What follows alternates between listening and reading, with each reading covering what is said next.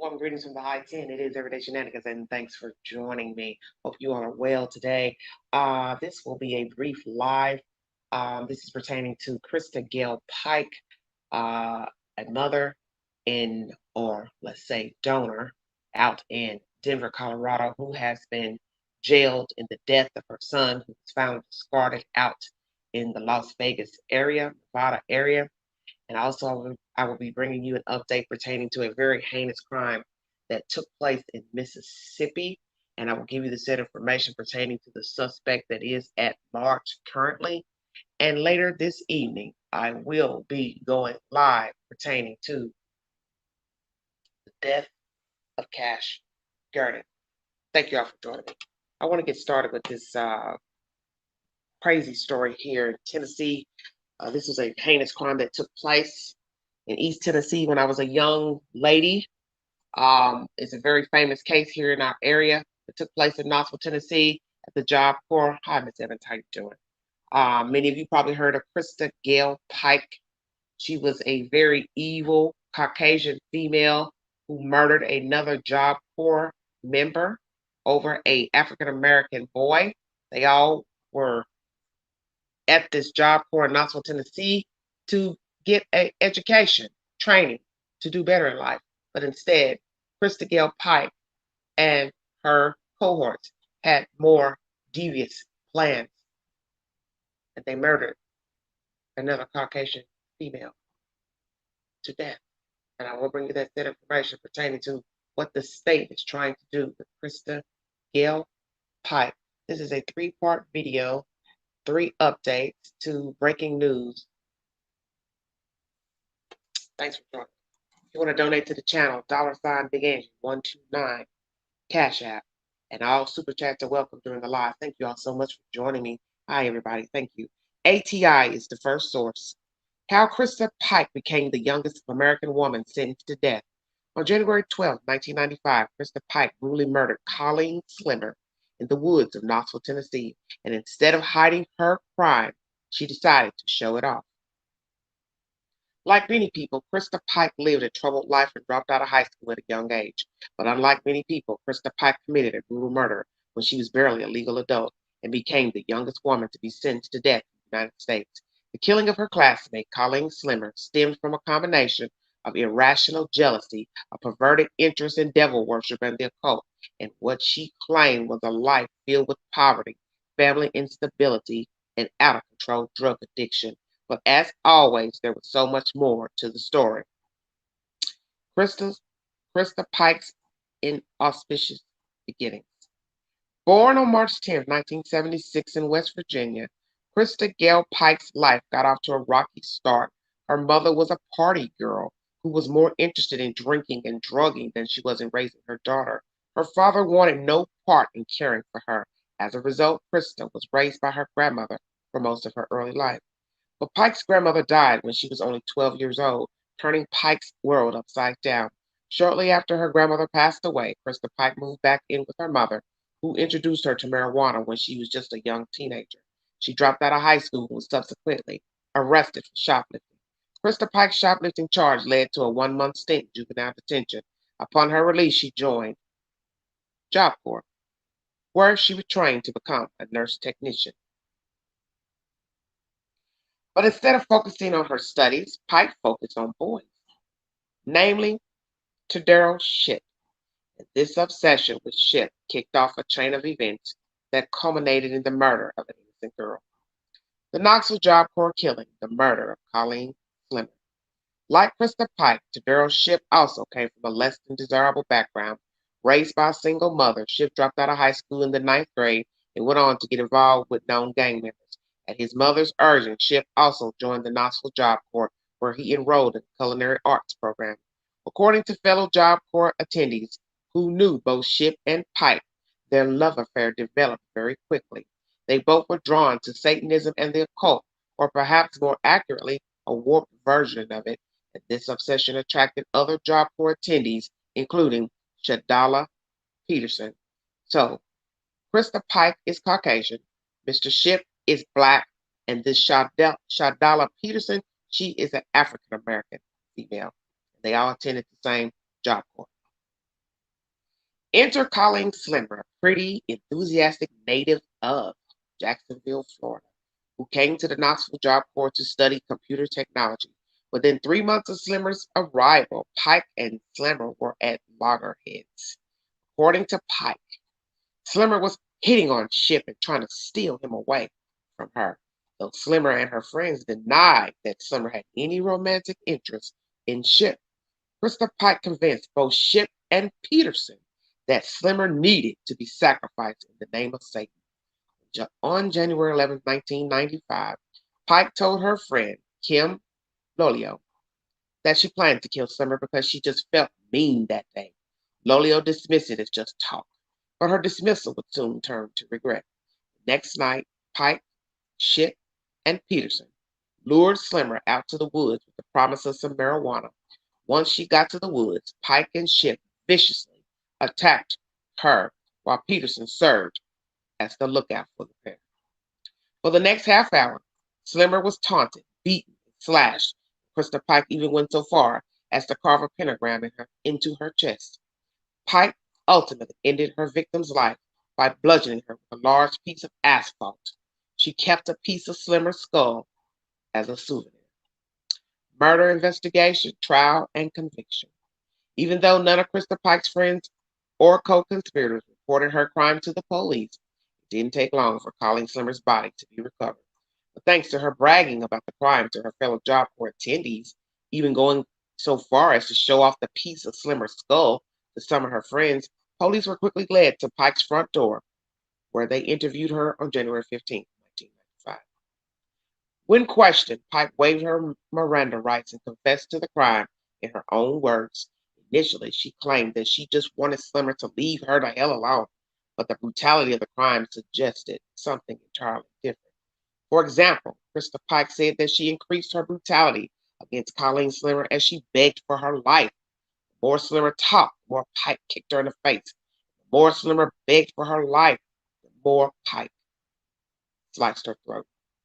Within 36 hours of the crime, Christa Pike, Tadero Ship, and Shadala Peterson were all arrested for their role in the murder of Colleen Slimmer. I will read a piece of the letter that Christa Pike wrote to her lover while in jail.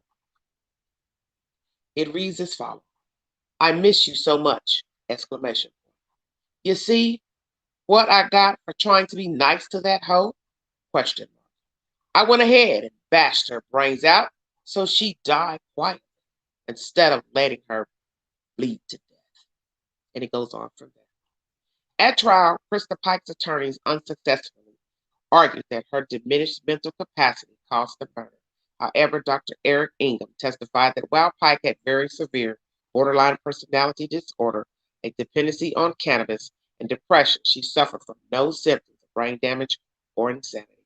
What's more, Dr. William Burnett, an expert in Satanism, who also testified at Pike's trial, claimed that while there were some satanic elements to Pike's crime, it was more indicative of an adolescent dabbling in Satanism and an act of collective aggression than it was a sacrifice to Satan or a true satanic crime. Pike's attorneys also called members of her family to testify to her difficult upbringing in another attempt to display a mitigating factor to the murders. Initially, another expert, Dr. Diana McCoy, was due to testify to Christa Pike's diminished capacity, but her testimony was scrubbed at the last minute. Ultimately, the jury convicted Tadero Ship of murder, and he was sentenced to life with the possibility of parole after 25 years. Shadala Peterson testified for the state. In exchange for her testimony, she pleaded guilty to being an accessory after the fact and was sentenced to probation. Christa Pike, meanwhile, was convicted of capital murder and conspiracy to commit murder after just 2.5 hours of jury deliberation. On March 30th, 1996, she was sentenced to death by electrocution for the murder charge. On June 6, 1996, she was sentenced to 25 years for the conspiracy to commit murder charge. Okay. In this article, you will see pictures of an altercation that took place inside of a prison pertaining to Miss Pike, another Caucasian female, and a black female. A white female got into an altercation with another black woman. And Christa Pike decided to bring her old ways back out and jump in to handle the fight. To say that Christa Pike hasn't been a model prisoner would be an understatement. To this day, she has shown no remorse for the murder of Colleen Slimmer. In fact, she wrote a troubling letter to Schiff just a few days after she was sentenced to die by electrocution. Please write me. I miss you so much. You see what I get for trying to be nice to the hoe? I went ahead and bashed her brains out so she died quickly instead of letting her bleed to death and suffer more. And they effing fry me? Ain't that some SHIT? Please write me and tell me what you're feeling. Also, tell your lawyer if he wants me to testify for you. I will. Love you for the rest of my life. Little devil. This letter was subsequently read aloud at the later court date for Pike. In August 2004, Christa Pike was convicted of attempted first-degree murder for trying to strangle fellow inmate Patricia Jones with a shoestring. And Patricia Jones is African American. Authorities believe another inmate named Natasha Cornett serving 3 life sentences for the satanic killing of a couple and their 6-year-old was also involved in the attack, but they were unable to prove it. That was also a very heinous crime with Natasha Cornett. You can Google that crime, very heinous crime as well. And this lady was already inside a prison serving 3 life sentences for that satanic killing. Days after the attack, Pike made a phone call to her mother and laughingly told her, I wrapped that shoestring around her and tried to choke the life out of her.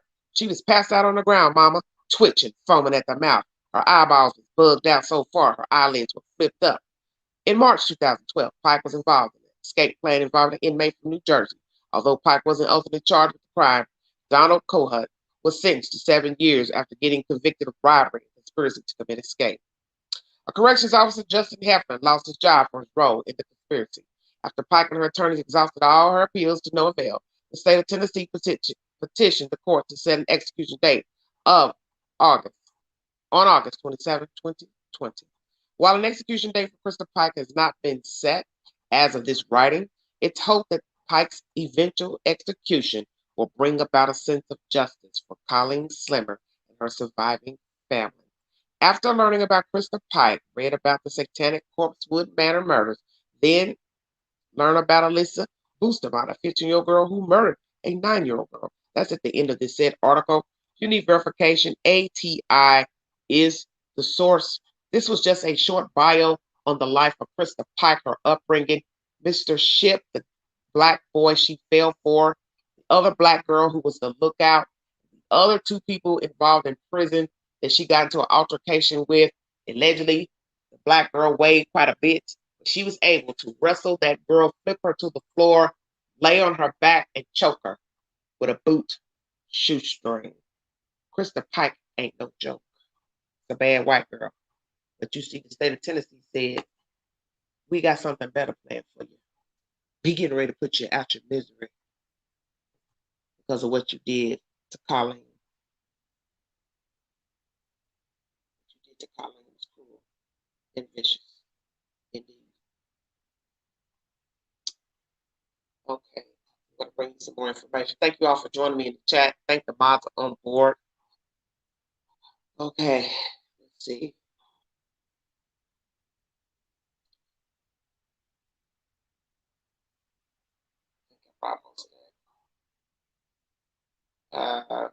I'm just going to give you a brief synopsis from 10 News, and you can go back and verify it if you need.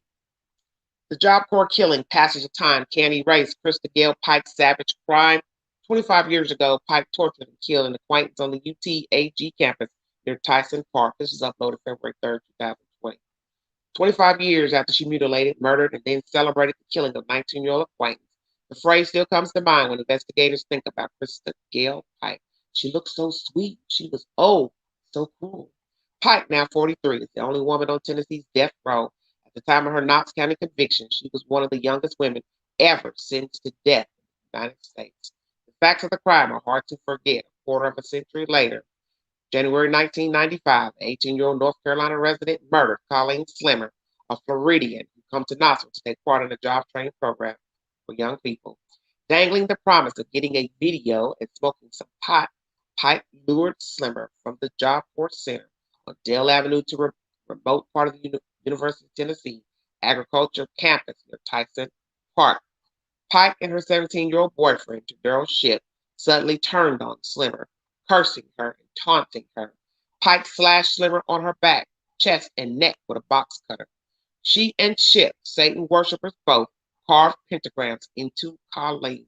When Slimmer tried to run away, Pike and her accomplice chased the girl down and resumed the attack.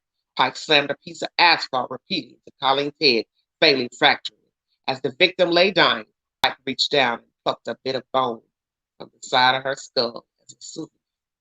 Many of the police officers and lawyers involved in the case have retired. Some have died. Two people, however, today recall very well what Pike did all those years ago.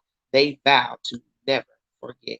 I've got to fight for Colleen, Slimmer's mother, Mae Martinez told 10 News in an interview from her Florida home. I'm her voice.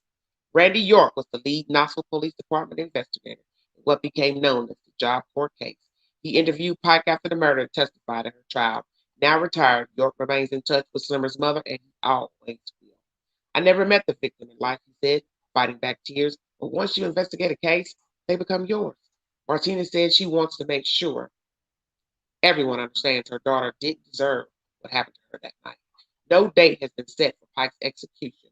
The state is currently carrying out execution dates for inmates convicted in the 1980s. Do you know who's doing this to you? Shipp of Memphis and Pike fancied themselves as Satan worshippers. He kept what police said was a small shrine in his room at the Job Corps Center. She referred to herself as Little Devil. Together the two would stir up the clouds and imagine they could turn them into shapes, according to court evidence. Their fascination with Satanism certainly played a part in Colleen's killing. Shipp would later tell police that Slimmer was a sacrifice to the devil. Martinez said her daughter had only been at the center, which often worked with troubled youth, about 3 months. She hoped to get computer training there. Slimmer enjoyed helping and looking out for disabled children, Martinez said. It was something she enjoyed since she was 8. She was an awesome, giving person, the mother said. When Pike clashed with Slimmer at the Job Corps, she decided to act. Along with Shipp and Job Corps friend Shadala Peterson of Cleveland, Tennessee, they plotted to lure Slimmer out of the night on January 12, 1995. The four headed from the Job Corps Center north of Fort Sanders to Cumberland Avenue Strip and then down to Tyson Park. They walked in the dark along a popular greenway and veered up a paved pathway. That's where Pike suddenly turned on Slimmer. She didn't have a clue the danger she was in, York recalled. Pike began shouting at Colleen, accusing her of trying to take her boyfriend. The attackers had brought the box cutter and a small cleaver. Pike stabbed and cut at Colleen, whose jeans and pink sweater soon became muddy as she fell to the ground. Pike would later say she lost control and then reached a point during the attack from which she could never pull back. The conspirators forced Colleen to take off her pink sweater so that she was only in her bra. Then she was stripped of her bra. Pike slashed at the crotch of her jeans.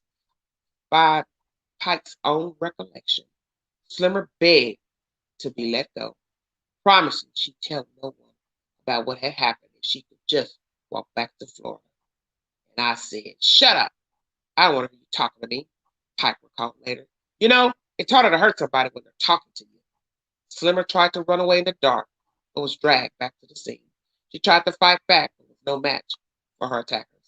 Pike took the hairband from her hair and jammed it into the woman's mouth to silence her. Pike and Shipp carved pentagrams into Slimmer, one in her chest and one in her forehead. A couple of them said that was the trap door to release the soul to Satan, York recalled. To Pike's great frustration, by her own telling later, the victim wouldn't die. The attack lasted an estimated 30 minutes to an hour. Finally, as Slimmer lay on the ground, bleeding and groaning, Pike took a large chunk, asphalt and began striking Colleen's head. Then, in the victim's final moments, Pike would later tell York she leaned over and asked Slimmer, Colleen, do you know who's doing this to you? The victim was dead. Pike reached down and took a small piece of the skull and put it in her jacket pocket. The trio then walked to a nearby Cumberland Avenue gas station to wash up. They dished the box cutter and a couple of Colleen's IDs. When they got back to Job Corps, smiling Pike bragged to a student about what they'd just done. She danced in a circle as she recounted the crime. At breakfast the next morning, she boasted she had the piece of bone in her leather jacket. She showed it to another friend that morning in class. Colleen's battered body, nude from the waist up, was found the next morning, January 13th, tossed by her killers on the ground like a heap of trash. After police roped off the area and posted officers to keep away the curious, Pike showed up at the park. She asked University of Tennessee police officer Harold Underwood what was going on. Did the cops have any suspects? Underwood would later testify she appeared amused, giggling even. Letter from jail. Considering Pike's glee, it wasn't long before Knoxville police identified Pike, Shipp, and Peterson in the killing. She was tried in March 1996 in Knox County Criminal Court. The jury spent little on the question of her guilt. There wasn't much doubt of that. They also spent little time deciding whether she deserved death, despite the defense's efforts to show she endured a harsh childhood with little supervision. Pike cried sometimes at trial, asking Judge Mary Beth Leibowitz after the conviction if she could hug her mother. But it came clear she had little remorse after the jurors recommended she be executed. She went back to her holding cell in Knox County Jail and wrote a letter to Shipp. She asked the jail employee to pass it to her boyfriend. The employee, however, gave it to her supervisor, and the supervisor forwarded it to the Knox County District Attorney General's office. Deputy DA Bill Crabtree, now retired, read it aloud at a later court date for Pike. Hey, love, I just want you to know how much I love you. I have 10 months left to live. Imagine that. I'd spend every moment with you if I could. Baby, I want you to tell them you liked in your statement and go along with mine. Do you have a copy of mine? If not, I'll get you one, okay? I love you, big bunches, baby, and no matter what they do to me, they can't change what's in my heart. Please write me. I miss you so much. You see what I get for trying to be nice to the hoe? I went ahead and bashed her brains out so she died quickly instead of letting her bleed to death and suffer more. And the effing trying to effing fry me. They effing fry me. Ain't that some SHIT? Please write me and tell me what you feel. Also, tell your lawyer if he wants me to testify for you. I will love you for the rest of my life, little devil. Shipp was convicted the following year of murder. Because he was a juvenile at the time of the crime, he couldn't face the threat of the death penalty. Now age 42, he served a life sentence at a prison in Tiptonville, Tennessee, with a chance one day for release.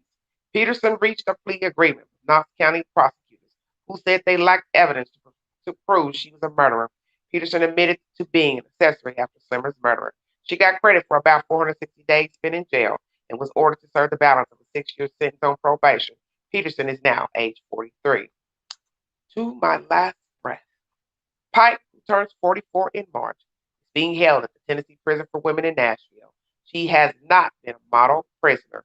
Pike has relished her status on death row. She's also tried to kill someone else. Pike and friend Natasha Cornick, who served a life sentence in the killing of a Knox County family, had clashed with Patricia Jones, an inmate previously convicted of killing an elderly woman in her East Knoxville house. Jones had a reputation for being a bully to the other women. Early August 24, 2001, fire broke out in a wing of the prison, prompting employees to move Jones into an exercise cage with Pike and Cornick. Jones and Cornick clashed. Pike jumped in to defend her friend. She took a bootlace and began choking Jones. She later told investigators she flipped Jones, who weighed more than 200 pounds at the time, until her stomach, sat on her, and kept on choking her. Officers finally intervened, and Jones lived. I don't want to say that I intended to kill her, but I would say that I didn't care if she died, Pike would later tell an investigator. I wouldn't lose any sleep over it if she did.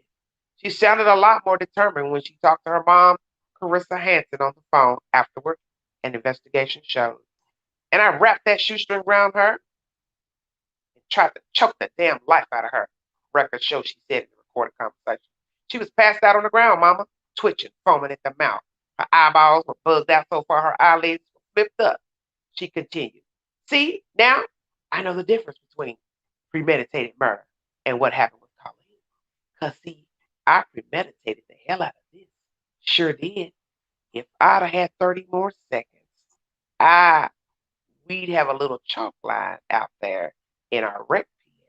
And that bitch would be gone somewhere. Pike was convicted of attempted murder with a 25-year sentence added to her death term.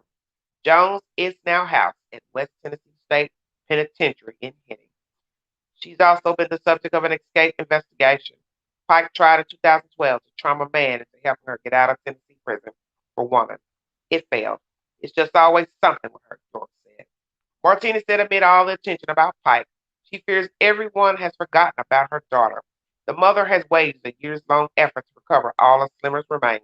For a time, Colleen's skull was kept as part of the evidence. Martinez now has that, but she still lacks that one bone fragment that Pike kept as a souvenir.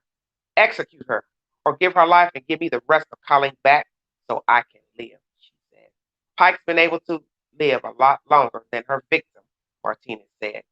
I will continue to fight no matter what. I will fight to my last breath to get everything back and get what Colleen deserves, she said. And this says John North covered the trials of Christa Gail Pike and Daryl Ship in 1996 1997. Thank you all so much for listening. I'm going to give you also an update pertaining to what has happened to the Job Corps. I wanted to be thorough in this live so you can get an understanding of what took place in 1995. 10 News is the source. The first source pertaining to Christa Pike is ATI. In those said videos, you will get video of the said crime, pertaining to what has happened to Christa, Mr. Ship, the other young lady, pictures of what they look like today. Naturally, she has aged. Miss Christa Gail Pike. She is a demon seed. And I think most people know that.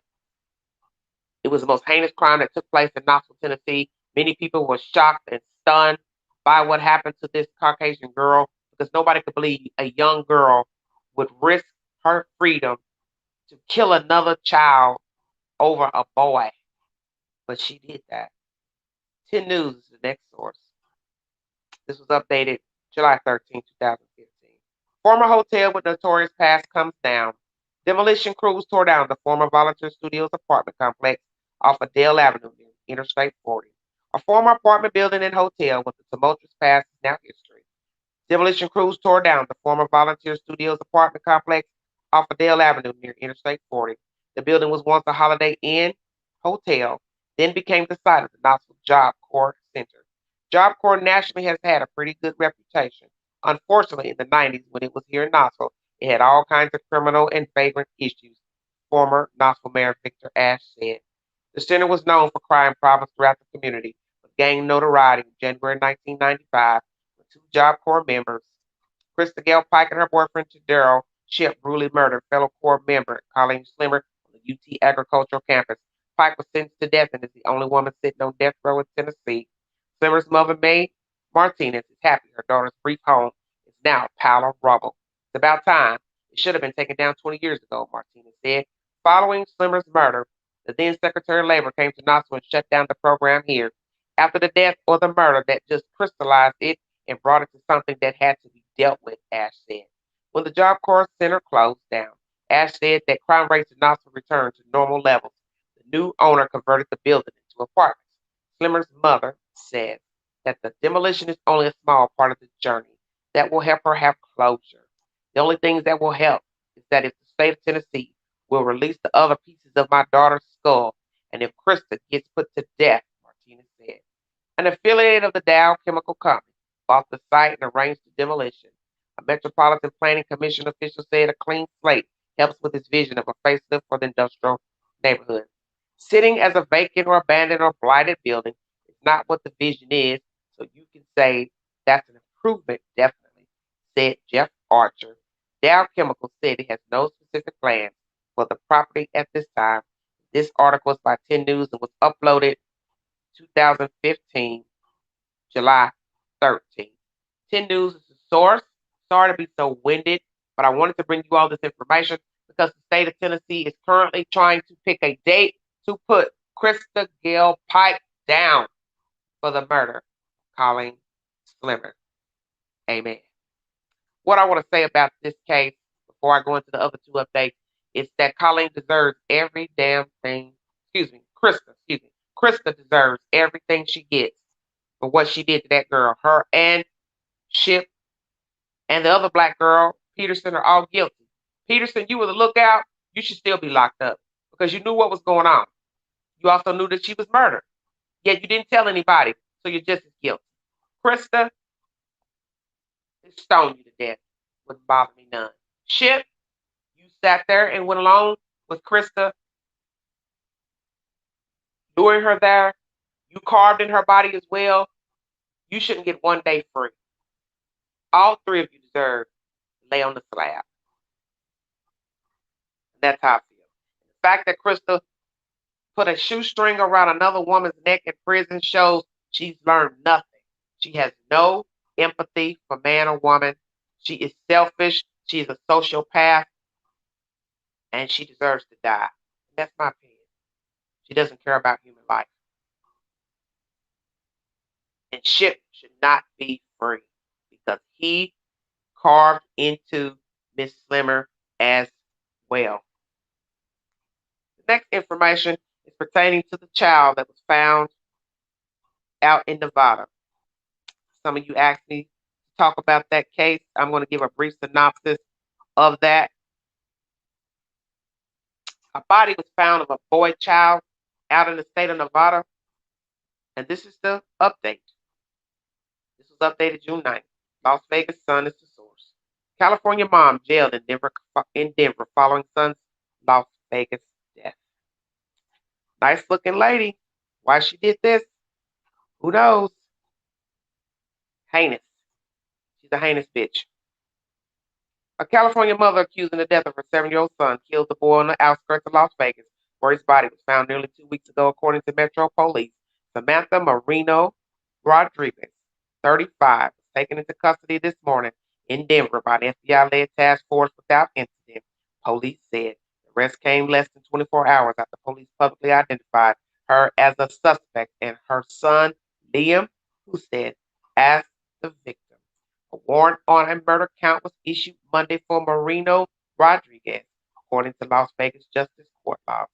Investigators have an idea about how Liam died, but were not disclosing it until the Clark County Coroner's Office finishes its investigation. Metro Police Lieutenant Ray Spencer said today. Spencer said investigators don't know what led Marino Rodriguez to Denver. A hiker found Liam's body in the morning of May 28th near a hiking trail in the community of Mountain Springs off State Route 160, about 30 miles southwest of Las Vegas, police said. It wasn't until late Sunday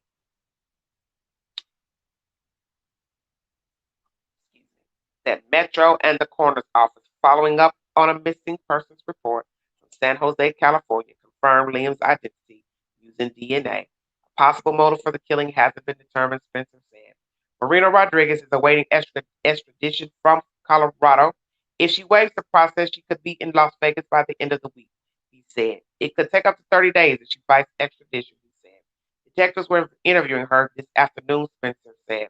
On May 24th, Liam's father returned to the family's house in San Jose to find that Marino Rodriguez and Liam were gone, along with all the child's belongings, Spencer said. According to police, Marino Rodriguez left the boy's father a voicemail stating, "I'm sorry I had to do it like this.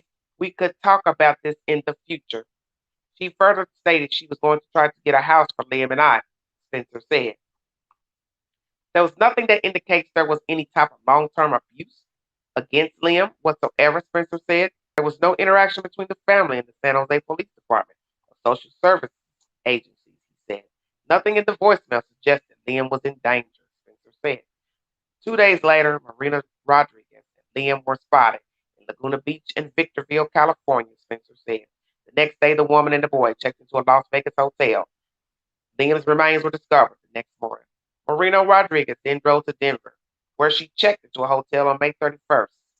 The next day, Liam's father summoned police to his house to report his son missing, Spencer said.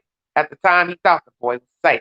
On Friday, a friend of Marina Rodriguez saw in the news a composite sketch of the boy found in the desert and reported to the San Jose Police Department that looked like Liam. That night, the agency contacted Spencer, who sent a detective Saturday morning to California, where he retrieved Liam's pillow and some clothing, which contained the DNA used to identify him. Spencer did not share any details about the arrest. He said Marino Rodriguez was found with a person who was not involved in Liam's death and was not facing any charges. Marino Rodriguez's car dark blue 2007 Dodge Caliber was recovered, sealed by the FBI, and was being towed to Las Vegas. In the 11 days since Liam's body was discovered, Metro fielded hundreds of tips, including reports of missing children from across the U.S. The FBI in Las Vegas stepped in to offer a $10,000 reward to anyone who could identify the boy. Spencer credited the National Center for Missing and Exploited Children's digitized composite image of the boy leading to his identification. It's emotionally draining working a case like this, Spencer said. Being able to have closure and identify Liam was very important. Las Vegas Sun is the source. So the child who was discarded like trash has been identified. His mother is now in Denver. We will see if she is extradited or what she decides she wants to do. Why she killed her son, I do not know. Was she having marital problems or relationship problems with the baby daddy? I do not know. They say there were no problems with CPS, violence, police calls, nothing. So why she do it? Did she just want to be free of her child, free of a relationship with the daddy? But you see where she messed up is somebody cared about the child besides her, and they came a knocking, and they sent a messenger, and the messenger went looking for she and the child, and instead they found the child first dead, and then they later found Miss Rodriguez. This is a very sad story out of Nevada. And there's been some heinous things going on with Nevada, as most of you know. One child being discarded dead out there, another woman found discarded in the desert.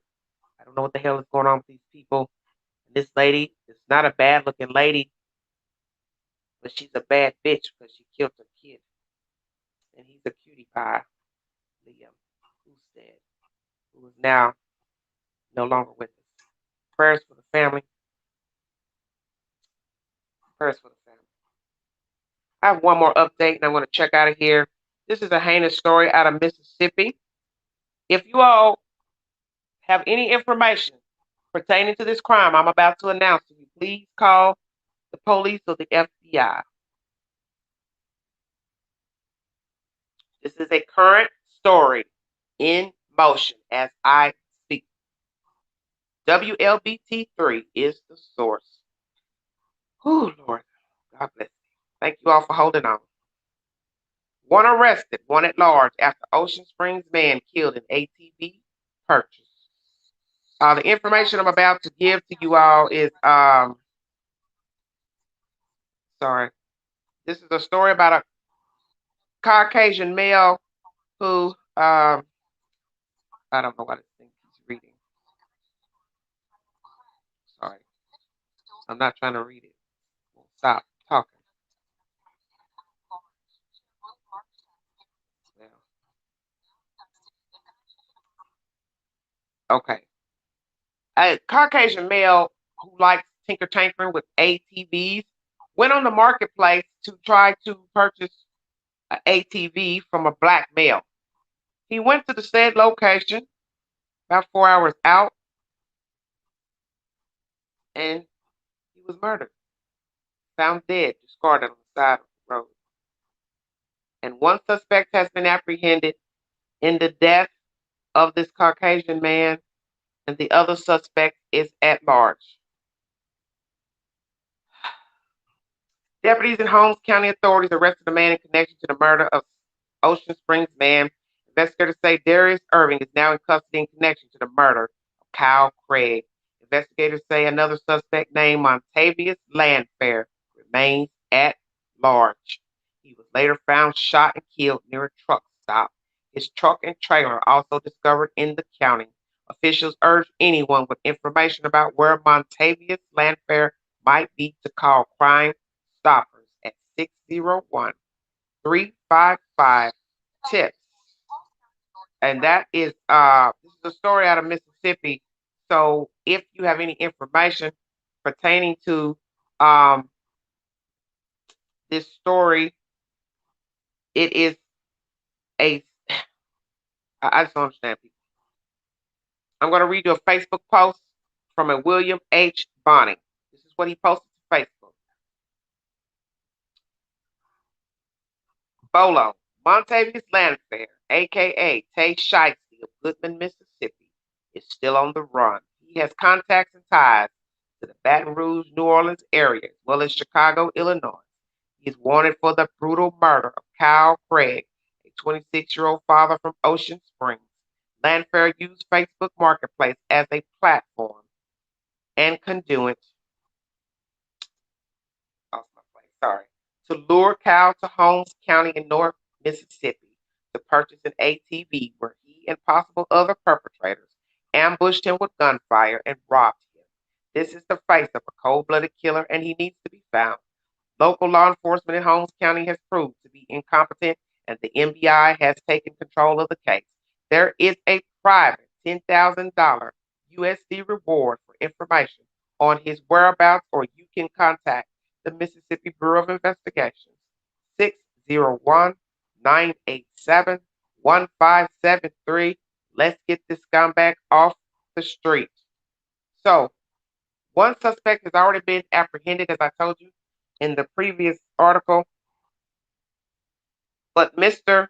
Landfair, aka Tay Shiesty of Goodman, Mississippi, is on the run for the murder of Kyle Craig, a 26-year-old white man. They led him up there to the town and robbed him, and he had no idea that he was going to meet Satan and his friends. Have mercy. God, this is terrible.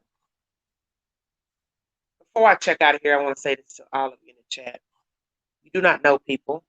I say this every time I go live in every story I bring to you, because every story I bring to you is the same. You don't know people.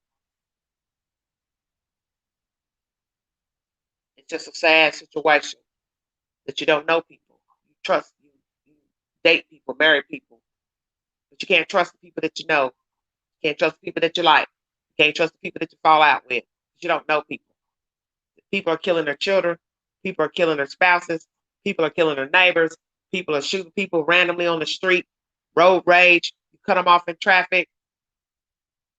Now you're dead. Maybe you didn't mean to.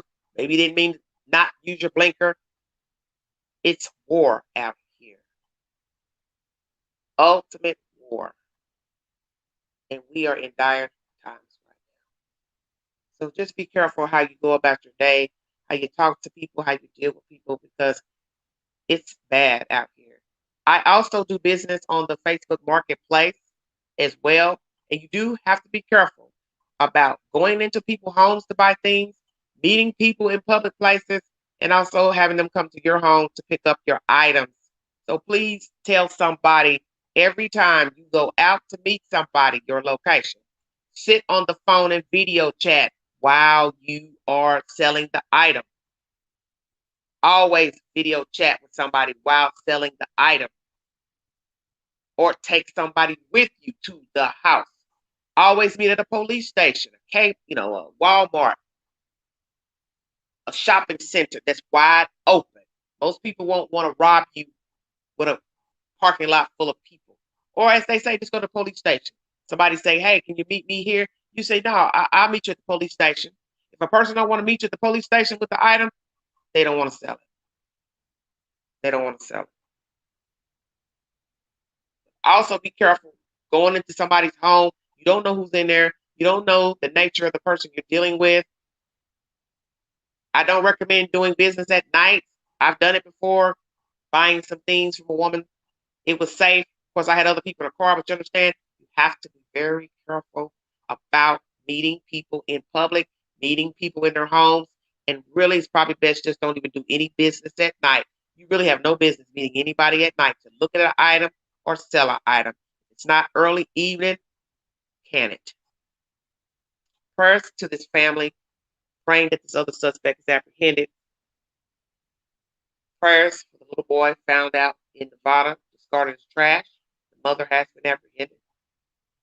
And Christa Gail Pike, first woman ever put to death in the state of Tennessee, is now awaiting her date with death. Amen. I want to thank you all for joining me. If you want to donate to the channel, $ Big Angie 129 Cash App. All super chats are welcome during the live. Thank you, boss, for joining me. Yes, the Queen will be back on with the bang pertaining to Cash Gurning. I am waiting to hear from Darian Brown's attorney as I speak to you now. If I don't get a call back or anything, that's not going to keep me from going live tonight. Because tonight's live, I want to talk about the Facebook post from Mr. Pinkerton. Why in the hell did you post that wretched post about Cash Gurney to Facebook? Because the information that you repeated, Mr. Pinkerton, is vile and disgusting about the dead, if indeed true. And we would have to ask ourselves, did the police tell you something about the body of Cash Gurney? And you felt the need to divulge it on Facebook, the dirty book, the lie book? Why would you do that? That will be tonight's discussion. Mr. Pinkerton's Facebook post pertaining to the body of Cash Gurney. We will chop up and dissect why he posted that mess to Facebook, and if indeed what he said about the baby's body is true, what was done to the child, if it is true. Because then that means if the allegations are true, what was done to the poor baby Cash, then we are dealing with a diabolical psychopath. We left the ram of a thief, burglar. We have now entered into chasing a demon, finding out the why. Because if we got to believe the who, then what is the why? To kill a 4-year-old so brutally and discard him as trash in a public street. I want to thank you all so much for joining me, for the wonderful support. I had near 400 people in the live last night. Thank you all so much. Thank you for those who recommended the people come over. It's been very daunting talking about these cases. They are really just driving me insane. And I'm just tired of talking about missing children, dead children. But somebody out there has no regard for children, so they don't mind killing them. So we're going to give the kids a voice, whether I like the cases or not. It's sad to me that we even have to discuss the death of a baby, death of a child, death of a human. So disgusting. Thank you, John. Thank you so much. You've been missing in action, Mr. Hunter. We haven't heard from you in a while. Thank you so much for joining us. Didn't mean to ignore any of you, but I had a lot of information to get out about Christa Pike. Very lengthy articles, and I wanted to bring you all the articles I could find so you would know about the case if you've never heard of this case, and to know that Christa is about to dance with death. Tennessee is about to put that baby dog down. Amen. That heifer has no remorse for killing Colleen so many moons ago, and she deserves a bang on the head like what she gave Colleen Sliver. Amen. Like, share, subscribe. Drop your comments on the community post. Thanks for joining me. Join me later for the live pertaining to the death of Cash Gurney. Why did the dirty grandpa post those wicked, nasty Facebook posts? You are foul, sir. You out of line, sir. I think you're like everybody else. You want 5 minutes of fame. You're a clout chaser. Because when I went to your Facebook post, you ain't said nothing else about Cash. In a couple of days. Why is that? This is Everyday Shenanigans.